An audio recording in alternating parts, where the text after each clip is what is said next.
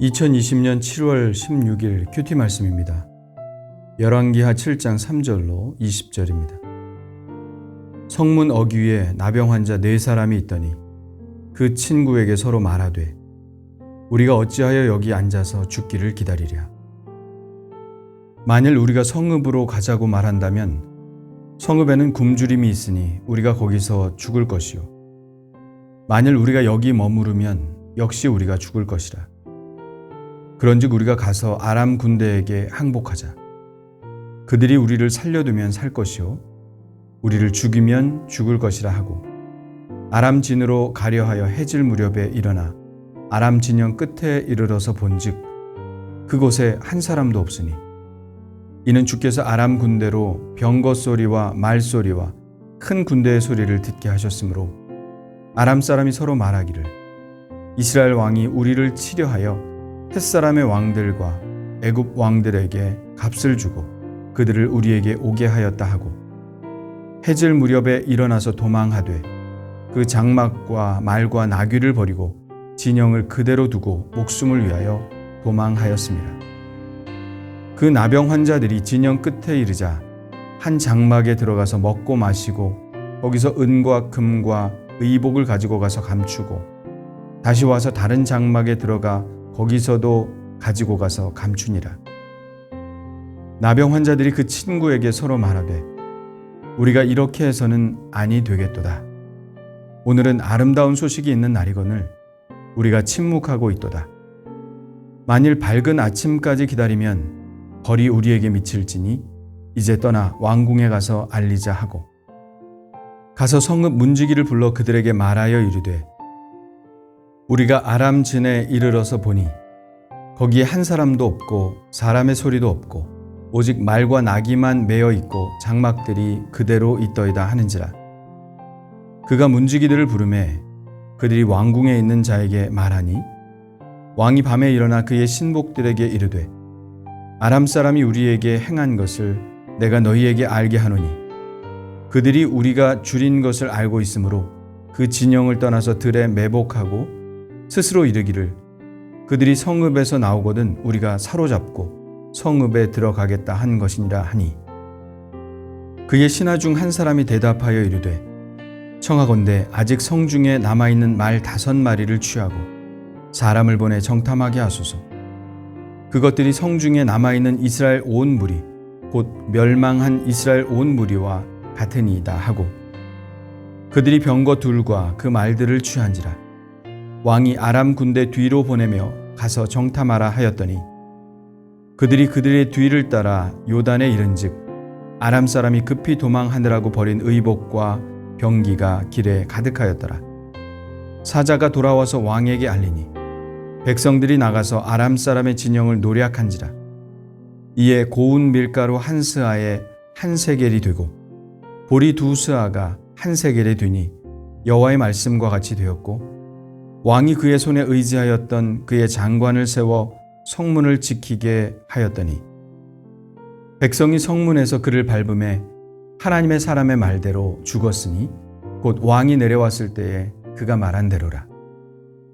하나님의 사람이 왕에게 말한 바와 같으니 이르기를 내일 이맘때에 사마리아 성문에서 보리 2스아를 한 세겔로 매매하고 고운 밀가루 한 스아를 한 세겔로 매매하리라 한즉 그때 이 장관이 하나님의 사람에게 대답하여 이르되 여호와께서 하늘에 창을 내신들 어찌 이 일이 있으랴 하매 대답하기를 내가 내 눈으로 보리라.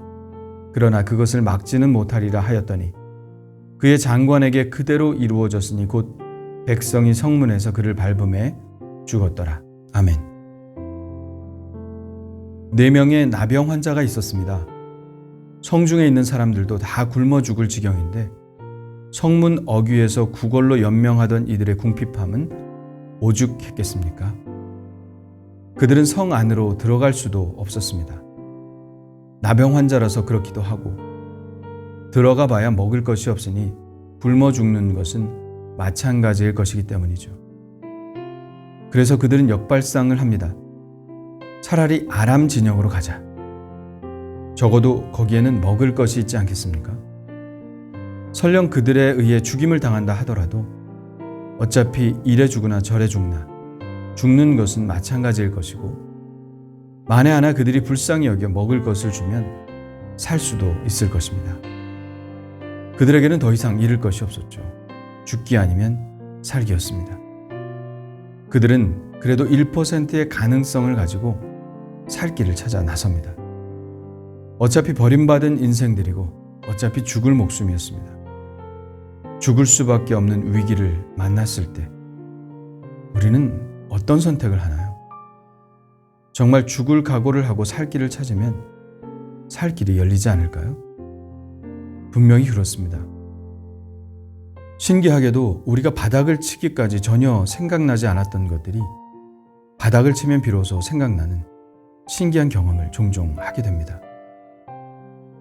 한 번은 제가 야외 풀장에서 수영을 하는데 깊이가 3m 정도 됐습니다. 꼬마 아이들이 저를 보고 몰려들어서 위에서 어깨를 타고 머리를 짓누르며 장난을 쳤습니다. 아이들이 제 몸을 올라타니 저의 몸은 자꾸 빠져들 수밖에 없었죠. 숨을 쉬기 위해 물 밖으로 고개를 내밀면 아이들이 또 머리를 누르고 도저히 고개를 내밀 수가 없었습니다. 숨이 점점 막혀오기 시작하는데 아이들은 재밌다고 떨어질 생각을 하지 않습니다. 아, 이렇게 어이없이 죽는구나 하고 생각했죠. 바로 그때 섬광처럼 한 가지 생각이 떠올랐습니다. 오히려 물 밑으로 내려가자. 내려가면 아이들을 떼어놓을 수 있을 거야. 그랬습니다. 자꾸 위로만 올라가려고 하니 아이들이 짓누르는 바람에 올라갈 수가 없었죠. 그래서 죽을 각오를 하고 잠수를 했습니다. 그랬더니 아이들이 떨어져 나갔습니다. 비로소 저는 아이들과 약간 떨어진 물 위로 올라올 수 있었죠. 정말 간신히 살았습니다. 그때 생각만 하면 지금도 호흡이 멎는 느낌입니다. 때로는 위로가 아니라 밑으로 더 들어가고자 할 때, 살려고 하는 것이 아니라 죽을 각오를 할 때 살 길이 열리니 참 신기하죠. 죽을 것 같은 순간에만 떠오르는 생각이 정말 있는 것 같지 않나요? 그래서 위기를 기회라고 하는 것 같습니다. 나병 환자들은 죽을 결심을 하고 아람의 진으로 길을 떠납니다. 그런데 바로 그때 아람진에서 신기한 일이 벌어집니다. 아람 군사들은 멀리서 거대한 군대가 몰려오는 소리를 듣습니다. 마침 해가 질 무렵이라 어두워지기 시작했고 그들은 공포에 사로잡힙니다. 그 소리가 너무 커서 아마도 북쪽의 햇사람들의 군대와 남쪽의 애굽 군대가 이스라엘을 도우려고 전쟁에 참여한 것이라고 생각합니다. 햇은 히타이트를 말합니다. 처음으로 철기를 사용했던 민족이라고 알려져 있죠. 무기가 발달했을 뿐만 아니라 용맹한 민족이었죠. 애굽은 말할 것도 없고요. 그래서 그들은 겁에 질려 장막과 말과 나귀를 버리고 오직 목숨 하나만 가지고 도망합니다. 4명의 나병 환자들이 아람 진영에 와서 보니 군사들은 하나도 없고 장막에 먹을 것과 금, 은, 의복들이 그대로 널려 있습니다. 그들은 먹고 훔치고 숨기고를 반복합니다. 그러다 성중에 줄여 죽고 있는 사람들이 생각났죠. 그들은 이렇게 말합니다. 우리가 이렇게 해서는 아니 되겠도다. 오늘은 아름다운 소식이 있는 날이거늘 우리가 침묵하고 있도다. 만일 밝은 아침까지 기다리면 벌이 우리에게 미칠지니 이제 떠나 왕궁에 가서 알리자. 이들의 이런 생각이 참 놀랍지 않나요?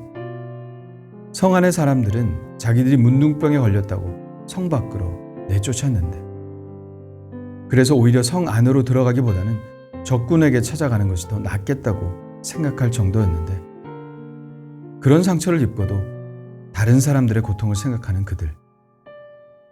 이것이 바로 사랑 아닐까요? 사랑, 그거 거창한 건가요?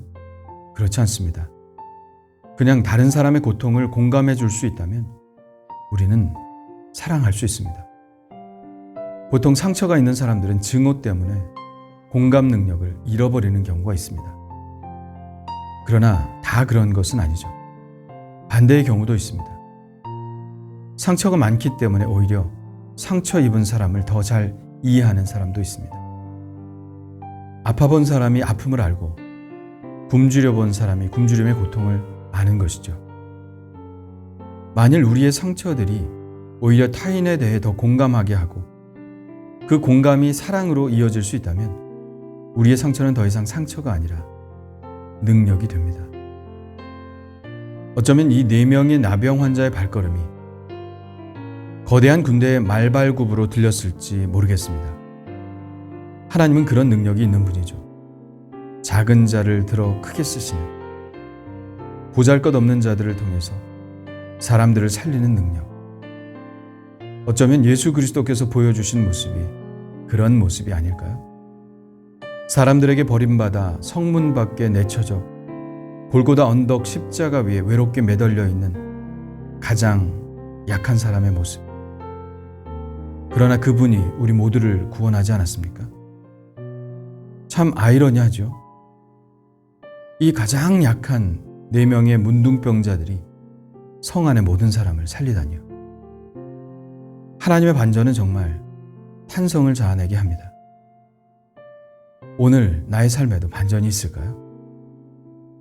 예, 우리가 하나님의 손에 붙잡혀 사는 한 반전은 꼭 있습니다. 어쩌면 내일 이맘때 그 일이 벌어질지도 모르죠. 주님, 감사합니다. 약한 자를 들어 강한 자를 부끄럽게 하시는 주님. 죽기를 각오할 때 살 길을 열어주시는 주님.